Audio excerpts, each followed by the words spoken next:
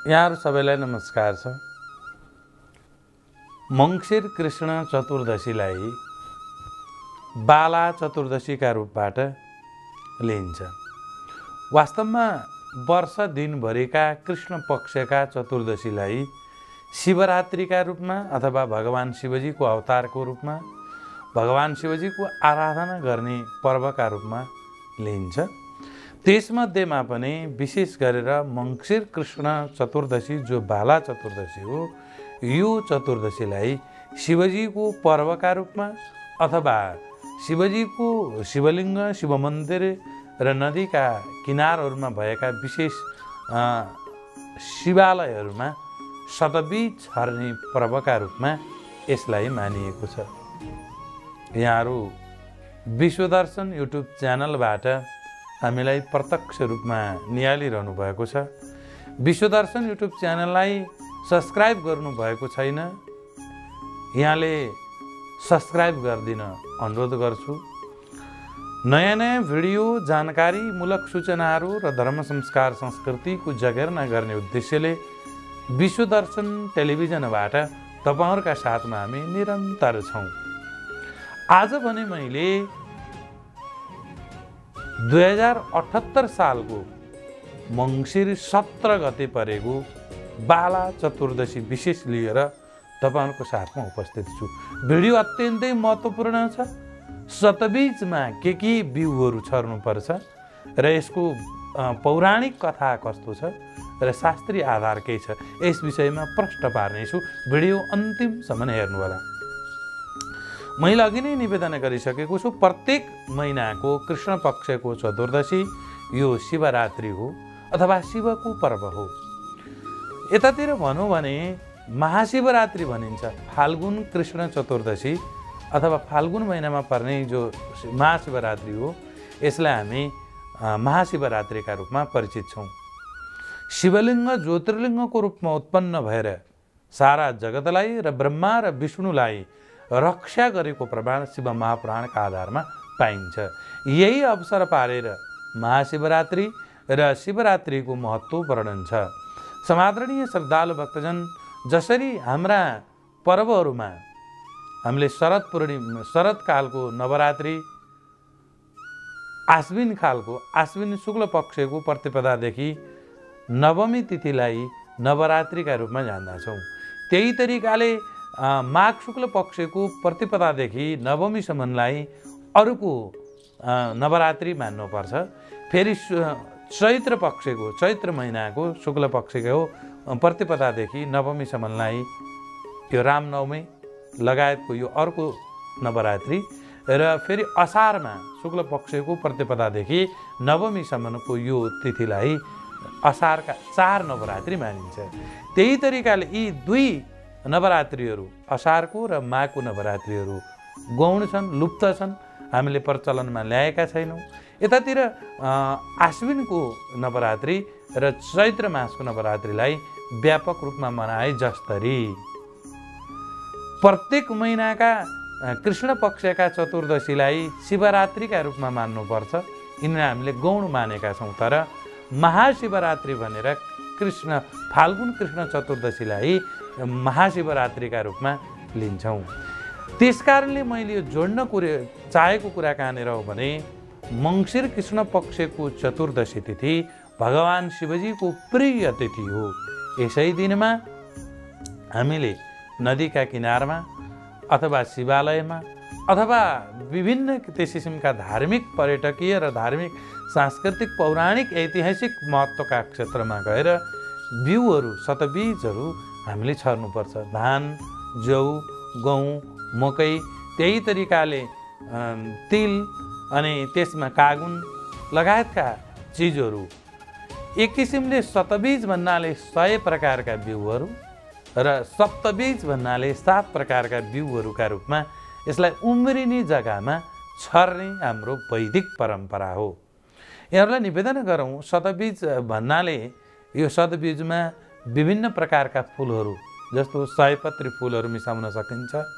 हजुरले सुन्तलाहरू अनि बदामहरू, त्यही तरिकाले विभिन्न त्यस किसिमका सुठोहरू बनाउन हलेदो, अदुवाहरू, यसमा अमलाका दानाहरू लगायतका तमाम सामग्रीहरू यसमा राखेर साथसाथमा पैसा राखेर शतबीज शिवालयको पुरा वरिपरि शिवजीको लिङ्गमा पर्ने गरी शतबीज छर्ने यो विधान हो। विशेष गरेर 2078 सालको यो 17 गतेका दिनमा पर्ने भएको हुनाले 16 गतेको साँझका बेलामा आमा बाबा अथवा आफन्तजन गुमाएको, वर्ष दिन नपुगेको अथवा यो जुठो परेको भनौँ न, वर्ष दिनसम्मको वार्षिकी कार्य सम्पन्न नगरेका व्यक्तिले विशेष गरेर नेपालको पशुपति, गुहेश्वरी लगायतका क्षेत्रमा रातभर अखण्ड ज्योति बालेर कुरेर बस्ने, भजन कीर्तन, भगवान शिवजीसँग आराधना प्रार्थना गर्ने र साक्षात परमात्मा शिवजीको कृपाले पितृहरूको उद्धार गर्ने यो शास्त्रीय र वैदिक परम्परा हो। कतिपय विद्वानहरूले यो अलिकति जुठोमा भन्ने किसिमको तरिकाले प्रश्न गरेको पनि पाइएको छ। यद्यपि यसलाई अत्यन्त पौराणिक आधारमा प्रमाणित गर्न सकिन्छ। विशेष गरेर स्कन्द महापुराणमा र अन्य महापुराणहरूमा पनि यसको वर्णन छ। एकचोटि बालानन्द नाम गरेका एकजना सखा र उनका मित वृषसिंह नाम गरेका मित थिए। बालानन्द अलिकति कुकृत्य नराम्रा कर्महरूमा लागिरहन्थे। यिनको त्यस्तो बानी परेको थियो। धेरै नराम्रा कर्महरू गरेको थाहा पाएर उनका मित वृषसिंहले रात्रिमा यिनलाई मारे। मारिसकेपछि वृषसिंहलाई अत्यन्त पश्चाताप भयो, पीडा भयो, ज्वाला भयो। मैले कुनै मेरो मितलाई, विश्वास मानेको मितलाई, बालानन्दलाई मैले मारेँ।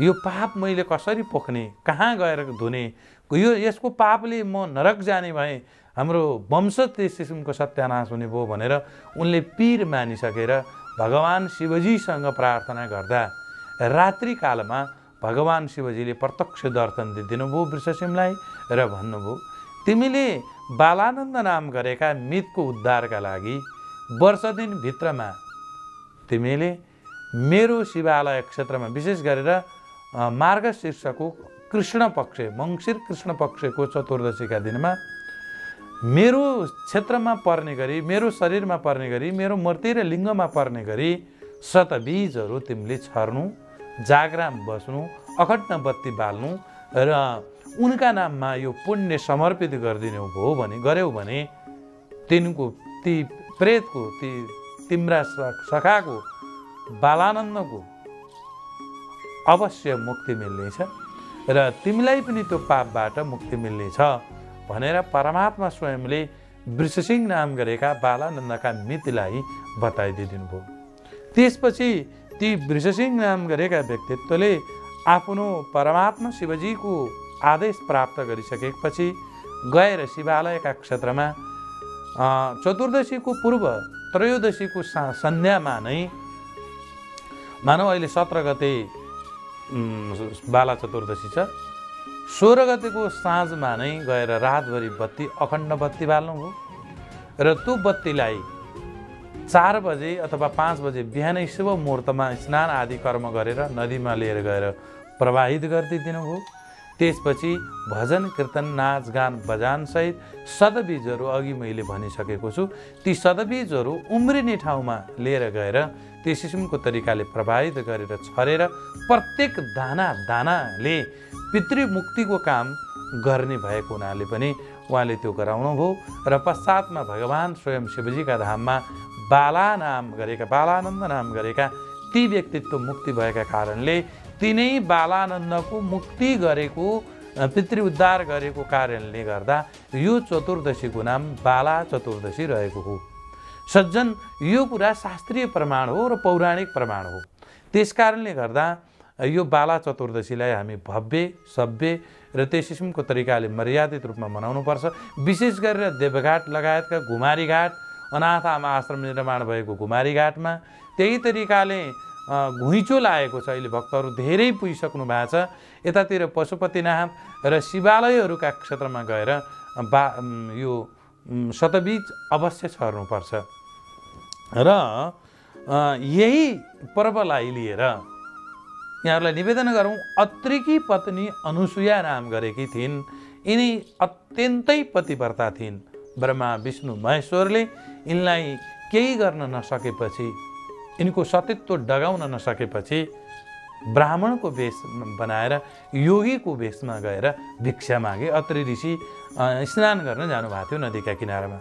यति बेला उनीहरूले भने, यो भिक्षा चामलको भिक्षा मैले माग्न आएका होइनौँ, हामी माग्न आएका होइनौँ, शरीरको तिम्रो भिक्षा देऊ भन्ने बित्तिकै अनुसुयाले बुझिन्, साँच्चैकै यिनी त भगवान् हुन्, यिनीका लागि त मैले शरीरको भिक्षा दिदिन्छु भनेर भिक्षुकलाई मागेको दिदिनुपर्छ भन्ने यस मान्यतामा उनले कमण्डलुको जलले छ्याप्प छ्याप्ने बित्तिकै ती ब्रह्मा विष्णु महेश्वर पतिव्रता नारीको कृपाले, उनको बलले र शक्तिले बच्चा जस्तो हुनुभयो, दुधी बालक हुनुभयो र बच्चालाई, ती ब्रह्मा विष्णु महेश्वर नाम गरेका बच्चाहरूलाई ससाना बच्चा बनेपछि स्तनपान गराउनु भयो र ल मेरो शरीरको भिक्षा लिएका भनेर स्तन चुसाइरहनु भएको देखेर अत्रि ऋषिले स्नान गरेर आएपछि सोध्नुभयो, कसलाई तिमीले दुध चुसाउँदैछौ त प्यारी भनेर भनेपछि ब्रह्मा विष्णु महेश्वर तपाईँको पतिव्रता धर्मले, हजुरको सेवाको धर्मले आज मैले यिनलाई बच्चा बनाएकी छु भनेर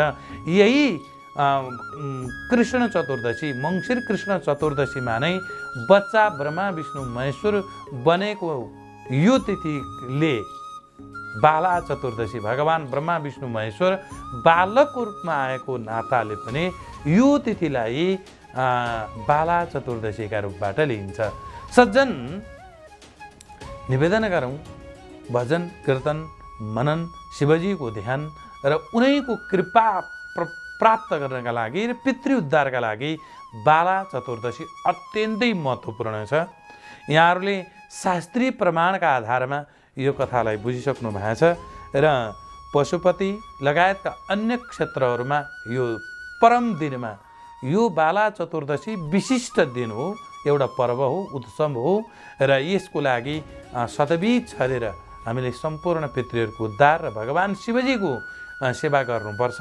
यिनै शब्दावलीका साथमा यो बाला चतुर्दशी महत्त्व विशेष आजका लागि पुरा गर्छु। हरिओम तस्सत् नमः।